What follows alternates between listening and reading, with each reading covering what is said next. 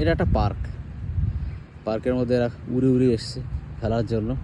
কোথায় যে এরা ডিম পারে কে জানে। আমি এদের ডিম আমি অনেক খুঁজেছি, কিন্তু আমি খুঁজে খুঁজে পাইনি। দেখো, আর এগুলো কী করছে বলো তো, দেখো তো, গরুর মতন কিন্তু এগুলো কিন্তু ঘাস খাচ্ছে। এরা কিন্তু ঘাস খেয়ে মানুষ, মানুষ না মানে ঘাস খেয়ে পাখি।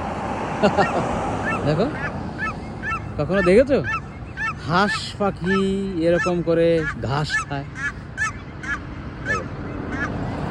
ঘাস খাচ্ছে প্রত্যেকটা।